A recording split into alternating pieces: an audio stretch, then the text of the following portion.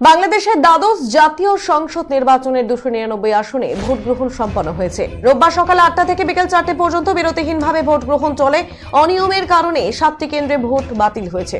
15 ব্যক্তিকে জাল ভোটে সহায়তা করার জন্য দণ্ড দেওয়া হয়েছে। এর মধ্যে প্রিসাইডিং এবং সহকারী প্রিসাইডিং অফিসার সহ যারা জাল ভোট প্রদান করতে যান তারাও রয়েছেন। ছোটখাটো 30 থেকে 35টি জায়গায় ভোট কেন্দ্রের বাইরে ধাওয়া পাল্টা ধাওয়া হয়েছে। কোথাও পুলিশের গাড়িতে ইট মেরে গ্লাস ভাঙা হয়েছে, কোথাও ভোট কেন্দ্রের পাশে ককটেল বিস্ফোরণ হয়েছে। যারা প্রিসাইডিং অফিসার দায়িত্ব পালন করার সময় মারা গিয়েছেন। একজন গত রাতে দায়িত্ব পালনকালে হার্ট অ্যাটাকে মারা যান, আরেকজন আজ রোববার জামাইপুরে হার্ট অ্যাটাকে মারা গিয়েছেন। ভোট কেন্দ্রের বাইরে এ পর্যন্ত অনাকাঙ্ক্ষিত ঘটনায় একজনের প্রাণহানি ঘটেছে। আইন শৃঙ্খলা বাহিনী তদন্ত করছে, তদন্ত শেষে প্রকৃত ঘটনা জানাতে পারবে। নির্বাচনে 28টি দল এবং স্বতন্ত্র প্রার্থী মিলিয়ে মোট 1969 জন প্রার্থী প্রতিদ্বন্দ্বিতা করেছে। নির্বাচনে ভোট গণনার পর রিটার্নিং কর্মকর্তা স্থানীয়ভাবে ফল প্রকাশ করেন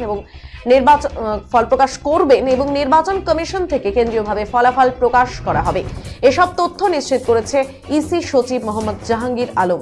ঢাকা থেকে হাবিবুর রহমানের রিপোর্ট। অত্যন্ত শান্তি শৃঙ্খল অবস্থায় এবং নিরাপত্তা অবস্থায় চাঁদপুরে যে বিভিন্ন কেন্দ্র ঘুরলাম, সেখানে খুব সুন্দর ভোট হয়েছে।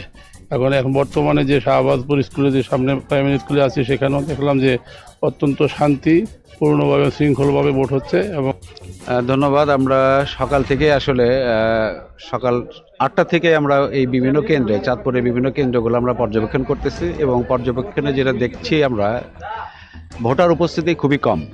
হ্যাঁ, এবং ভোটার যে প্রার্থীগুলা দাঁড়িয়েছে তাদের মধ্যে স্বতন্ত্র প্রার্থী আর হচ্ছে যে সরকার দলীয় যে প্রার্থীগুলো রয়েছে, এখানে বেশিরভাগ কেন্দ্রগুলোতে দেখা যাচ্ছে স্বতন্ত্র প্রার্থী এজেন্ট নেই।